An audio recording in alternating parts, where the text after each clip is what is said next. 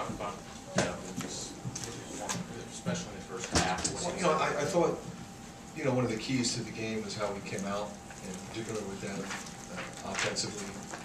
We got into a flow early, and then he did the same thing late, which he typically does. So I think he's selling everybody else down. Anthony gave you some big minutes tonight, especially down the stretch. Talk about He was rock solid. I mean, here's a guy that, as the game changed, we're playing man and zone, mostly zone when he was in, but we played some man, so he's got to do that. He had to deal with how we were managing the game down the stretch, whether we're going with a set, or whether we're going motion to a set, or whether we're going motion. And then he had to deal with the press as they started to turn the heat up. And they come after you, and then they back it off, and then they go after the next. So he's got to make reads, he's got to make decisions. He was spectacular. Defensively, offensively, his decision making when we ran sets, he was precision-like. When just throw for.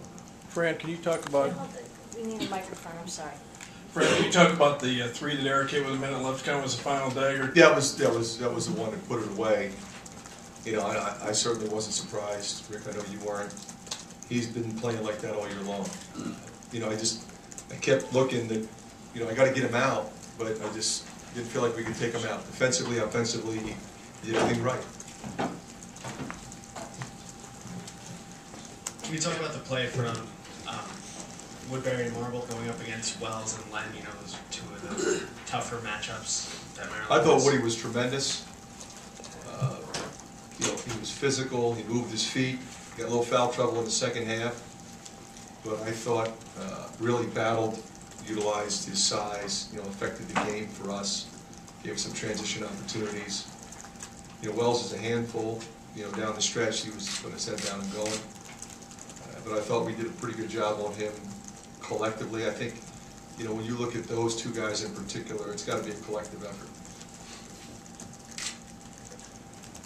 Anything for the players? Can either of you just speak to the upcoming matchup against Baylor? What do you see from them? How do you think that's going to, match up with them?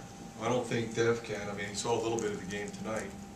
I'm a fan of college basketball, so I've seen him once. So you can handle that throughout the season. I know that Pierre Jackson's a really good point guard, very athletic team. So it's going to be a challenge for us defensively to rebound against this team and make sure we get back in transition. They're just a team, with a lot of weapons. They're long, they're athletic, and when you have a general like that, he puts your defense in jail every time he brings it down. Then they've got length, and they've got offensive rebounders, and they're going to challenge us. They're going to push it. We're comfortable playing, an up-tempo game like that. But this will be a particularly difficult challenge in that regard. Devyn, Fran, both. They would make those little runs, close it to 6, close it to 4, and you guys responded. Just talk about how you guys responded.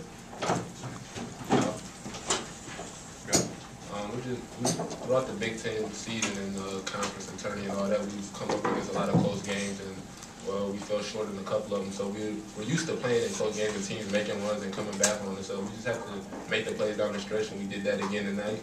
And as long as we continue to do that, we can go to close games artificially. I thought one of the keys was, there was a stretch there. We were fouling a lot early, and they got into the bonus quick. They got into the double bonus pretty early. We were not.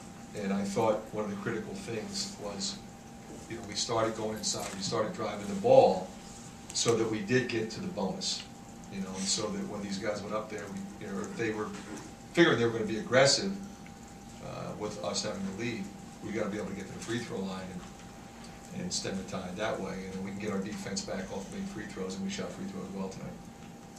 Yeah. This one's for Eric. Can you talk a little bit about the three-pointer that you hit right there? You seem to, that's a critical juncture in the game, 6-point lead, shot clock going down.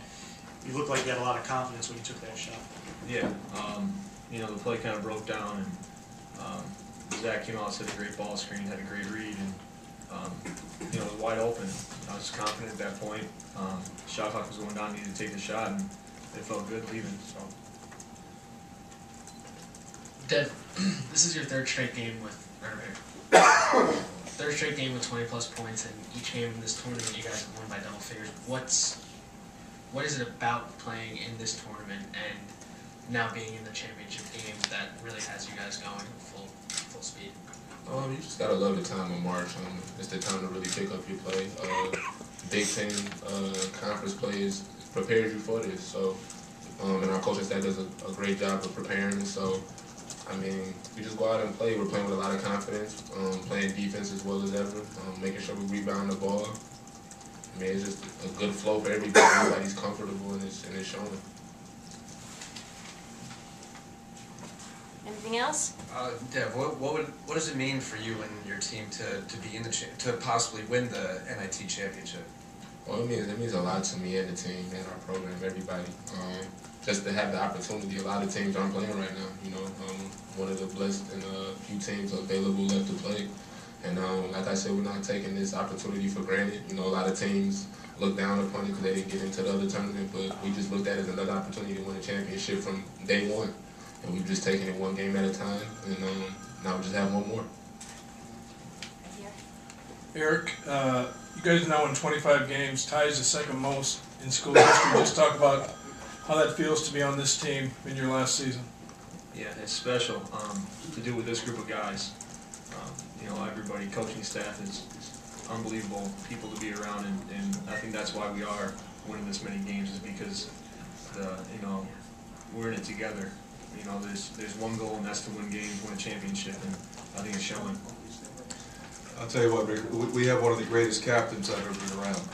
You know, you don't win 25 games without phenomenal senior leadership. We've got a great junior class that we rely on, but you know, there's one captain in the ship, and he's sitting right here on my left. Do we have anything else for the players before I release them? Players? Nope. All right, gentlemen, here we go. We're going to keep coaching now. I think he does. Oh, you do? I missed you. I'm sorry. Trying to catch a bus.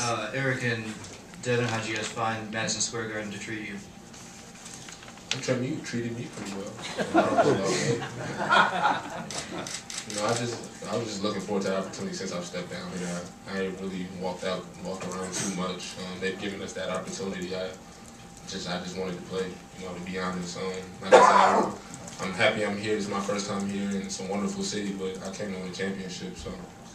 Yeah, I can't complain with how it treated me either, so we'll win Thursday, it'll be a lot better. Take care of that. Anything else for the players? We good? Okay, thanks.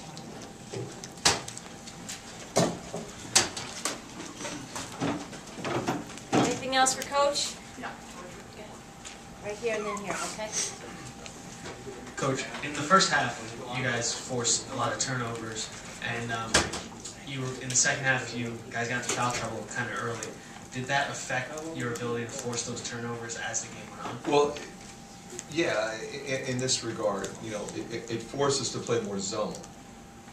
You know, we were a little reluctant. There was a couple times when we wanted to shift back to the man and didn't feel like we could because they were going off the dribble and we were already in the bonus and we didn't want to commit any more fouls.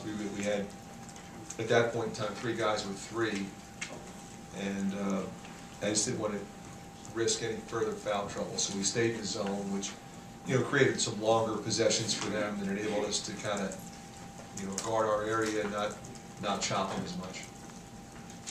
Right here, Coach. Fran, you kind of addressed what I'm about to ask, but how do you keep guys from not sort of going into a shell when they have foul trouble like that? How do you get guys to stay aggressive and maintain their poise? You know, I think there's a lot of ways you can answer that. You know, no matter what you do, it's typically a function of who they are. You know, what kind of characters does that athlete possess? You know, we encourage them to continue to be aggressive and to continue to make plays and not be tentative. You know, I try to take them out when they get 2 in the first half so they can be a little more aggressive in the second half when they get 3. But, you know, I thought in particular, you know, Zach and Woodbury were very good in that respect tonight. Coach, how would you assess Woodbury's play defending Lynn tonight? I thought I mean, I thought he was spectacular. You know, in the first half in particular, when he was really matched up with a man-to-man, I thought he moved his feet, I thought he moved with the ball. You know, he got his high hand up, and he got in front, and he really understood angles and made it difficult for him. In the second half, we played a lot more zone when he was in there and when he wasn't in there. He wasn't matched up with him as much. But even then, he was aware of him, and he bodied up, and you know, at least limited some of the rebounding opportunities he would have had. Anything else for Coach? We good? Thank you.